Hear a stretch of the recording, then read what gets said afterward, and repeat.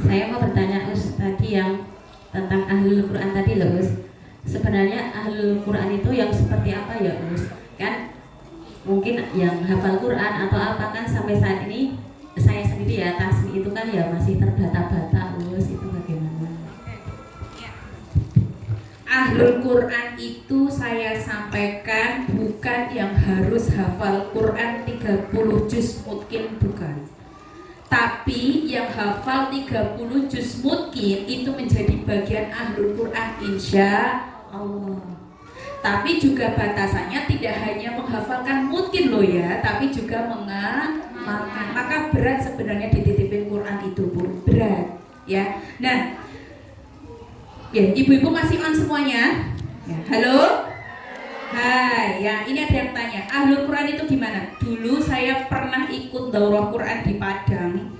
Ustadz Abdul Aziz Abdul Rauf menyampaikan, Ahlul Quran itu yang dia itu belajar Al-Quran, dia juga berusaha menghafalnya, berusaha loh ya, berusaha.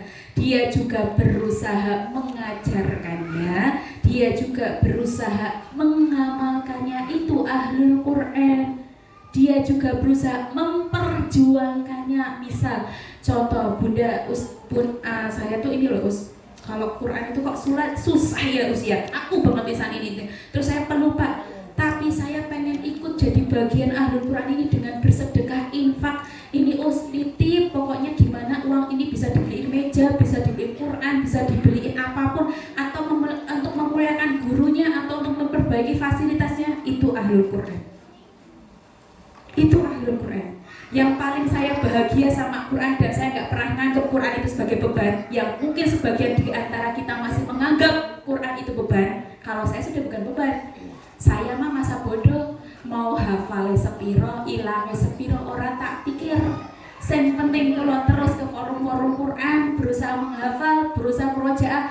Karena Ustadz pernah menyampaikan, besok kita akan dibangkitkan sesuai dengan kebiasaan amal kita. Kalau biasanya bersedekah, rombongannya sama ahlul sedekah. Kalau biasanya sukanya saum, kebiasaannya nanti dibangkitkan dengan ahlu saum. Tapi kalau kebiasaannya selalu dekat dengan Quran, walaupun sampai mati lulus tasih, jilid papat orang lulus, tapi dia bersama terus dengan Quran, ngadep guru terus, tanya terus, dibuka di rumah. Al-Bayyinah orang pal-pal alah 3 kul, 3 kul tok sing duwe, tapi dia cinta dengan 3 kulnya, dia amalkan, dia kekep, dia buka, dia perjuangkan untuk tidak hilang. Ahlul Quran. Nanti kita masuk ke rombongannya Ahlul. Senang apa Mbak? Senang. Maka saya pernah buat sebuah status ya. Saya itu kan senang banget kalau ketemu sama pejuang-pejuang Quran ya. Jadi kalau diminta ngisi, ternyata di situ rumah tahfidz, rumah Quran tuh saya senang banget. Sampai besok Minggu saya tuh harus ngisi di Sleman. Pak Afri tuh udah bilang kayak gini, Mi, orang Sawahi nggak kesel, ya kan? Senin sampai Sabtu udah nggak libur, Minggu disuruh ngisi. Pas posisi Pak Afri nggak bisa karena Pak Afri di luar kota. Saya cuma menyampaikan ke Abi kayak gini. Alasan apa yang saya bisa nolak ya Bi? 1, dikasih mobil isoh nyupir loh, ya kan? 2, dikasih ilmu isoh mengajarkan. Alasan apa untuk bisa saya menolak? Dan nanti Umi capek, ya kan? Insya Allah nanti minta kekuatan sama Allah. Karena kalau sudah panggilannya sama teman-teman seperjuangan Quran, itu nanti Bu, mugo-mugo kita sak rombongan Bu, sama mungkin loh. Nih kene orang, saya khawatirnya tim Quran di sini belum tak ikhlas gitu, misal ya masih ngomong-ngomong. Ternyata yang ikhlas yang sebelah sana Bu. Karena kita temennya, kita jadi sohibnya, kita jadi bestinya. Mugo-mugo nek orang rombongan Quran segi, iya berarti rombongan Quran yang sana. Maka ketemu guru Quran ini kudu seneng Bunda. Jenengan wis ngertos tasine jenengan blepotan. Paling ora ketemu wajahnya ustadzah sok digandeng kali ustadzahi. Ngoten lho ngoten. Makanya baru lulus rutab ki ojo pisah karo Ustaz Latifah. Ojo pisah. Karena kita mau serombongan insya. Ya ustadzah mau pede banget emang bisa rombongannya ustadzah, mestinya nggak tahu juga. Mungkin saya kebawa sama ustadz siapa gitu, rombongannya ustadz karena saya masih ngaji sama beliau. Jadi kalau datang ke halaqah Quran itu bukan beban. Ya Allah, muga-muga kayak kalau dados rombongan Qur'ane.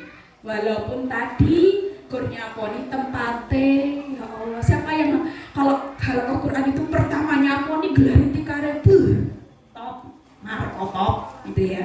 Nek perlu ono seneke lah. Enggak ada yang nyuruh, enggak apa-apa saya mau sedekah sama ahli Quran. Ih, jempolan. Bener ora, Bun? Iya. Jadi Bunda, semangat Bunda. Aduh, lagi umur ngerti 40 tahun, gue nganti 70 tahun kok ora lulus tahsin misal.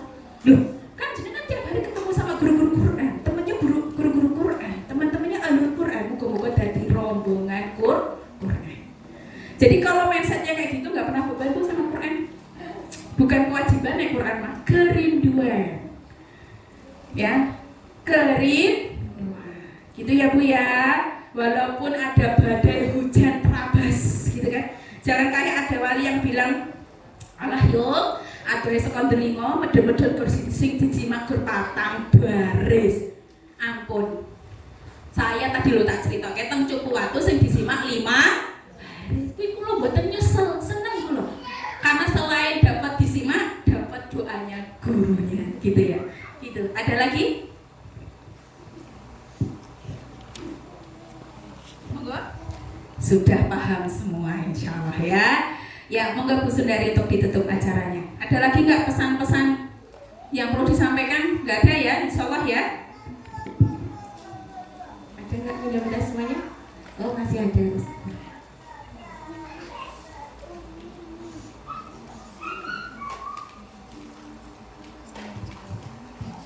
Yang saya nggak Ustazah langsung kemauan mengenai kelas kisah.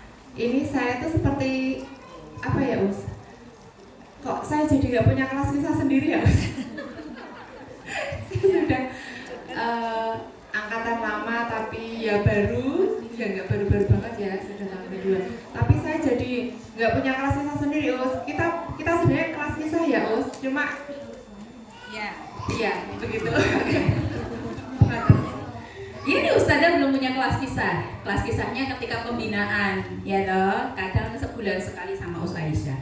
Kalau untuk Bu Sarwi, Bu Giyanti, Bu Yesi, Bunda Gendis, itu kan levelnya udah nggak cuma butuh kisah.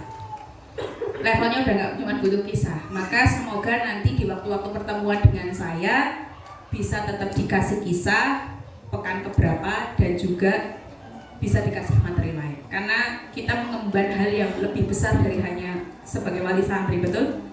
Seperti itu. Jadi nggak apa-apa, pertanyaan itu perlu dimunculkan untuk teman-teman yang bertanya dengan bab itu. Maka untuk Bu Sarwi itu kan kelompoknya saya yang megang langsung, ya kan? Nah, nanti kita buat kurikulum aja Us, pekan 1 berarti kisah, pekan kedua berarti tentang hadis, pekan selanjutnya tentang apa, seperti itu. Gitu ya Bun? Ya. Dan kalau mau bertanya ke temennya atau belajar nanti ditanyakan ke saya juga oke. Insya Allah mah kalau levelnya sudah Ustazah Samina wa Atona sama Us Latifah, insya Allah nanti pertanggungjawaban ilmunya ada di saya. Insya Allah. Gitu. Oke, ada lagi.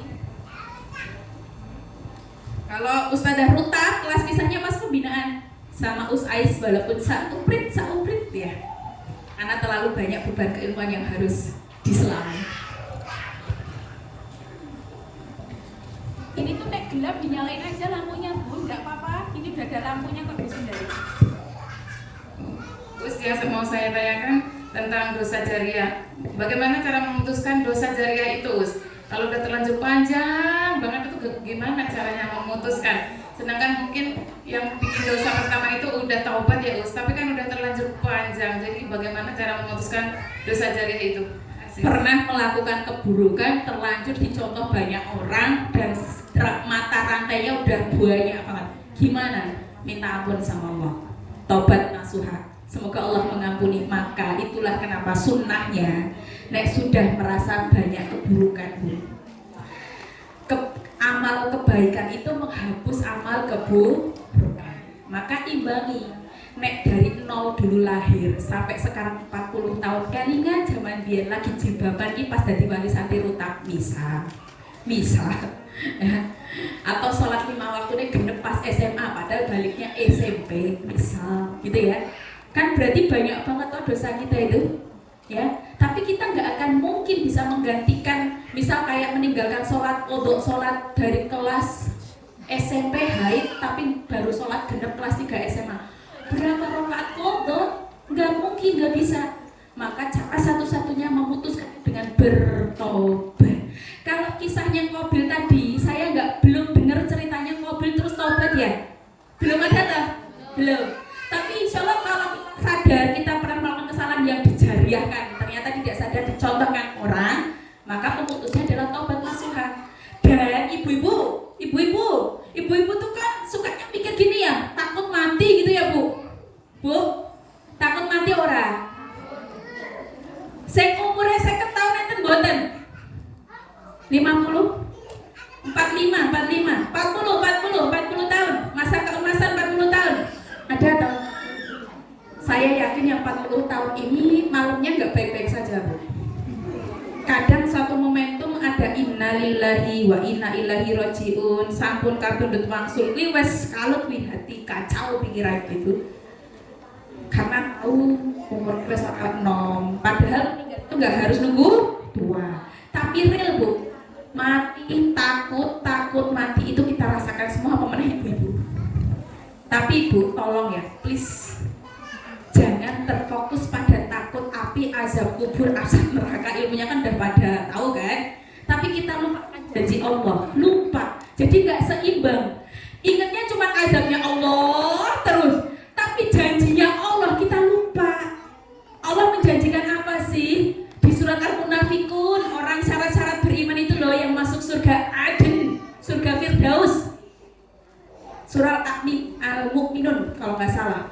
Itu dia yang sholat, yang berzakat, yang bersedekah, yang puasa, yang menjaga kehormatan, dijelaskan semua. Kalau kita yakin bahwa Allah Maha menepati janji, ya dieleng-eleng. Janjinya Gusti Allah men nggak begitu takut sama kematian. Jadi seimbang takut mati juga rindu mati Bu, bukan rindu bojo, rindu mati. Masa Allah itu nggak mencatat amal kebaikan kita, padahal Allah itu perkataannya tidak pernah selencong, pasti tepat. Nggak Bu? Ya, saya juga sedang belajar itu, menterapi tidak takut mati. Apalagi mau punya anak kan mesti mikirnya aneh-aneh, tau? Sampai saya berwasiat sama Pak Afri, menjelang lahiran saya sebut nama ya. Kalau misalnya saya nggak sampai waktu, siapa nanti perempuan yang harus menikahi? Waduh, kok ngeri banget Umi gitu. Loh, emang ada yang tahu setelah melahirkan itu kemudian dikasih umur panjang? Hah? Pemenang gawean kula kakah ngoten iki. Ya saya harus menyebut nama toh ya. Wis esuk nek kula mboten donggu pas mari anak kedelu, tulung nikah karo iki tak sebutin namanya nanti. Saya sudah berwasiat seperti itu. Begitu. Nek perlu nanti mantune Ibrahim wis tak sebut sapa. Tulung. Kayak soalnya boy apian banget kali kula. Kayak nikahe karo kae. Wis wasiatku kula nggo Ibrahim. Saya tuh udah ngelirik mantu, bener ya? Iya tak lirik-lirik anak ustadzah iki. Ustadzah tak lirik, api ora-ora aku iki. Nerapi lho jatike besa. Dadi ustadzah we ngono kae dadine besan. Iya toh?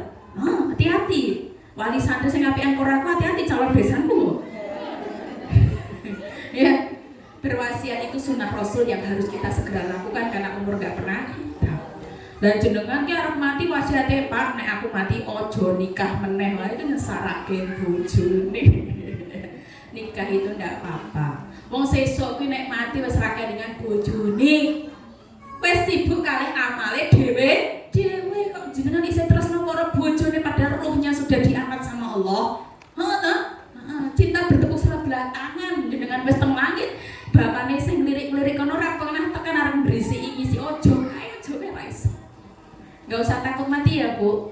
Enggak usah. Udah, kita ikhlaskan. Nanti mau diambil besok, sekarang wis bismillah. Yang penting sudah jadi wanita soleha. Siapa wanita soleha yang dijanjikan boleh masuk pintu surga mana saja? 1, yang dia sholat 5. 2, yang puasa di bulan. 3, yang menjaga kehormatan. 4, yang taat kepada. Wis, 4 itu sudah panjenengan laksanakan, gak harus jadi ustadzah. Masuk pintu surga manapun yang Anda inginkan. Gampang orang?